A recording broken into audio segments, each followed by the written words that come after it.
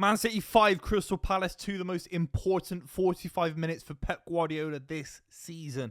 Absolutely massive comeback against Oliver Glasner's Crystal Palace. If City had lost at home to Crystal Palace, honestly, you're talking about back-to-back titles. You're talking about 4 in a row. Going from that to being in the Europa League next season. Because we're so close to the end of the season, if Man City had lost, I just don't see a world where Chelsea drop 4 or 5 points if they win this game today against Ipswich, and obviously all the other sides as well, unless City picked up maximum points today to keep it competitive. And Man City did that. It was a De Bruyne massive performance. It was his best performance in the Premier League this season, in my honest opinion. And I've been a De Bruyne realist for a long time this season, whether we knew that he was going to leave or not, that he has had a flat season. It obviously is his worst season he's ever had as a Man City player. He's had big injuries as well, of course.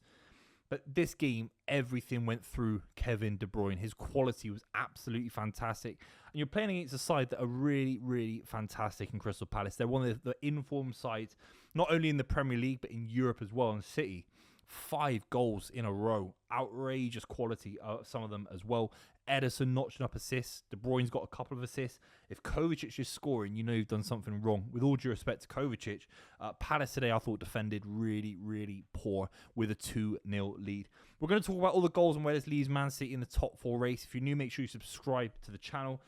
But the first opening 10-15 minutes, I mean, Palace score a team goal that is of the highest quality I've ever seen. Cisco scored one for Brighton a few years ago against City at the Amex. You think about that goal that Argentina famously scored in the 2006 World Cup, like 90 passes.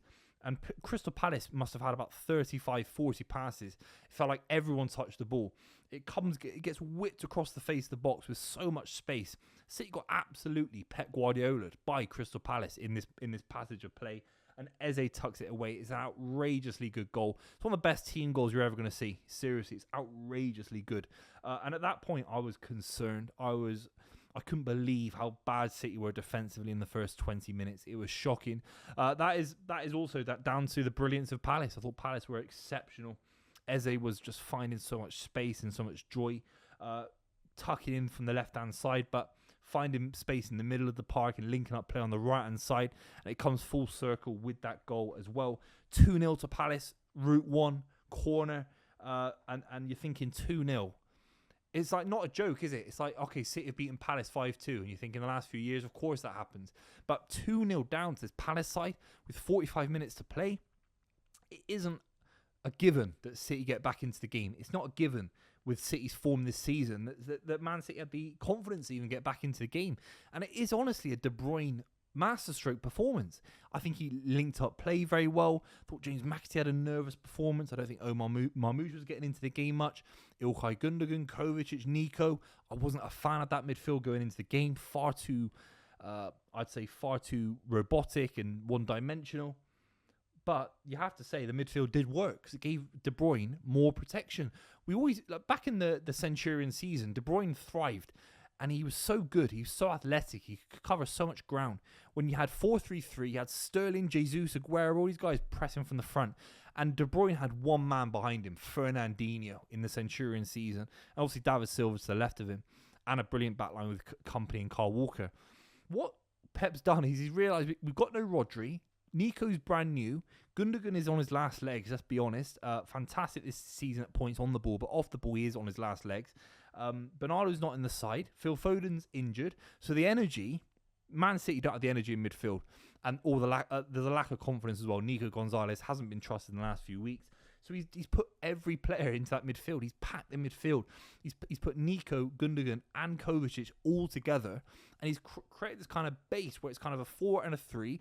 And then this kind of floating role of James McAtee that popped up at different positions. Popping up on the left, popping up on the right when he scored his goal. Omar Marmoush, Kevin De Bruyne. And you have to say, it's a Palace back 5 that have been absolutely fantastic all season. Particularly since the turn of the year. To put 5 past this lot with City's confidence, it is almost a Guardiola masterstroke because it allowed De Bruyne to just do what he wanted. De Bruyne hit the post after the second goal. Eze could have put Palace up 3-0. I mean, I'm talking I'm waxing lyrical about Man City, but Palace could have been 3-0 up if it wasn't for the smallest of margin for the offside call, which was semi-automated, which is far better than anything VAR has ever done. You have to say it is a big improvement. It sped the game up massively. But De Bruyne, in his genius, finds a little gap. It's almost around the wall onto the close side of Dean Henderson. It's shocking at keeping. But you have to say, if you exploit someone's weakness, that is the part of sport. And it is De Bruyne's. It is a bit of De Bruyne genius to get City back in the game. I couldn't believe it. It was an unbelievable free kick. And it won't go down in his catalogue of top 20 goals. But it was a big, big free kick to get City back into the game. Unbelievable. De Bruyne then knocks the ball. James McAtee pings this ball into the box. De Bruyne knocks it back to Gundogan. Gundogan mishits it. I don't know if it's a De Bruyne assist or not. But it might just come off Gundogan just to stop it being a De Bruyne assist. But it's basically a De Bruyne assist. Knocks it back to Omar Marmoush, who tucks it in for 2-2. Marmoush with a great finish. He's a very clean striker of the ball. And next season, this guy could be on 20, 25 goals in a calendar, in a season in the Premier League. Seriously, he's that good. But De Bruyne, again, it was all part of De Bruyne's brilliance. De Bruyne, in the second half, cuts it back to Kovacic, who scores as he's falling as well. It's a brilliant finish from Mateo Kovacic. But that's De Bruyne as well. De Bruyne's got a hand in all three of the first three City goals. Absolutely outrageous. Then Ederson pings one long. He's done that a number of times this season and throughout his time at Man City. Another assist for Ederson as a goalkeeper. Outrageous. Into James McAtee. Takes a dodgy touch, I'd say. So it was a light touch. He lets it run a little bit too far. But it kind of helps him because it gets it around Dean Henderson, who I thought had a poor game today.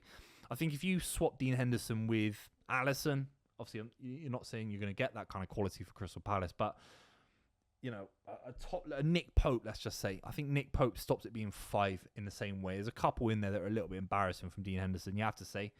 That being said, brilliant finish from James McAtee. I thought he had a bit of a patchy game, but to take City 4-2, beautiful goal. And it's a beautiful positioning, Ederson looking at the defensive positioning from Palace and understanding the space. It's deliberate. It's not just punting up the pitch. It's fantastic from Ederson yet again. Nico O'Reilly scores to make it 5. It's a brilliant finish. A little bit of a deflection, of course, but he was superb today. I thought Rico Lewis at points maybe struggled a little bit more, but Nico O'Reilly really looks like he's arrived at this level. He is at this level. He deserves to be at this level. I think I could see City playing Gvardiol, Diaz, and/or Kanji.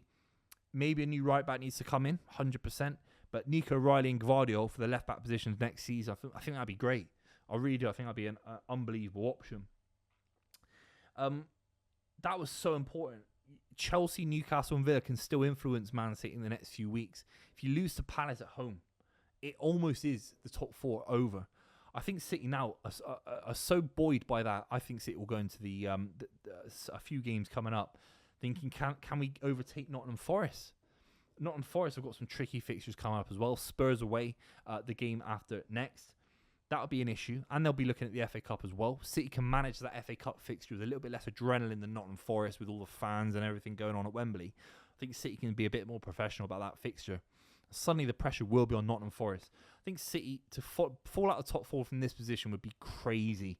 And it'd be embarrassing. Of course it would. And that's why I think City will get into the top 4. Let me know who you think will come 5th. Chelsea currently in 5th. But Villa, Newcastle looking very good as well.